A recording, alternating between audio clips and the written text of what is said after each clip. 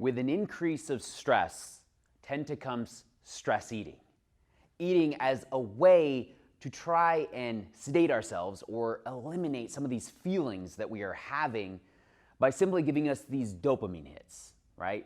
On our lovely taste buds, the combination of sugar and fat or salt is usually what is going to make us temporarily feel good. But it's only for a blip of a moment as that dopamine hits to alleviate some of that stress, and then the guilt sets in, and then we tend to do it again because it is the quickest form, and our brain is conditioned to say, hey, let's do this. And so with all the stress that you may be feeling right now, let's look at a better way to do it. And the first thing that I want you to do is to simply halt. Just simply HALT. And it's our acronym, so that we can ask ourselves, to give ourselves just enough space in the moment to take a deep breath and ask ourselves, why am I eating? Why am I eating? Is it because I truly am actually hungry? And it may actually be. But give yourself that space.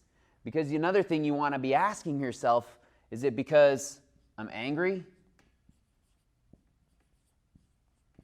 With all that may be happening right now, there may be a lot of anger that you are feeling, and that is okay.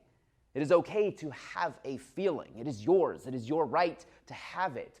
But we need to be able to look at it and understand where it is coming from and realize what we may be using, food, as a gateway to try and eliminate some of that, to hide that feeling. And it's only temporary, and it's not giving us the relief that we actually need.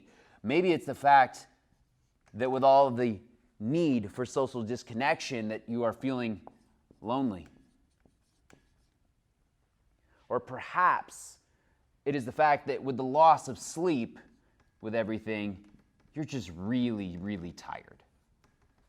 And so with such a simple way to at least start the conversation with yourself, because most problems that we have are problems of communication, and it's a lack of conversation. And most of those happen within before they even happen without. As within, so without. As above, so below. Meaning what is happening within here is my projections of what is happening out there. And what is happening above, what I'm allowing to come in, will come out. And so I challenge you to ask yourself, like, why am I eating, right? Is it because I am hungry? Is it because I'm angry? Is it because I'm lonely? Or is it because I am tired? And then we can actually realize, wow, it is because I'm lonely, I'm feeling disconnected. It is because I'm angry. It is a stress response. It is an emotional eating place that is coming from a place of feeling. And then to ask yourself, well, what can I do about this? And if we look at it, most of our stressful eating foods tend to be from a place of childhood.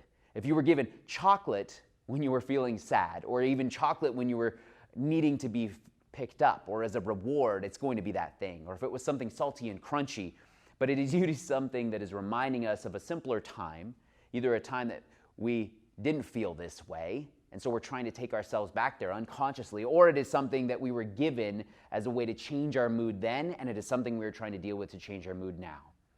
And so the simplest thing to do is to get it out of the house, or at least to put it in a place where it is not accessible. And the second thing is to honestly journal about it, to go deep within and ask yourself, where is this coming from? What can I do about it that's a little bit different? And then to ask yourself, what can I replace this habit with? Because unfortunately, the habit of feeling any of these ways may not change. That is part of the habit loop. It is part of our cycle, what has kept us going as humans, but we can change our reaction to what is happening. So what could you put in place of that? Could you go for a walk, right? Which would help release some endorphins, so some of that anger, some of that angst could actually get out, because anxiety tends to be what stems from anger, which tends to be the other form of excitement, because change is happening, change is occurring. We're just on the other side of unknown. Then we can go elicit some endorphins, we will actually feel better, and we will no longer feel like eating in place of that. If you're lonely, maybe it's picking up the phone and calling someone and feeling connected and talking it out and just releasing that pent-up energy, that stress, and to be able to calm. Maybe it's being so tired that we need to actually work out to let yourself truly get that good sleep at the end of the night so you can sleep all the way through. And maybe once we start doing that, we can nourish ourselves with the proper food. And when I say maybe, I mean guaranteed. And we won't actually be hungry. So it's a simple method, but obviously it can be a challenge to practice. But I challenge you to start.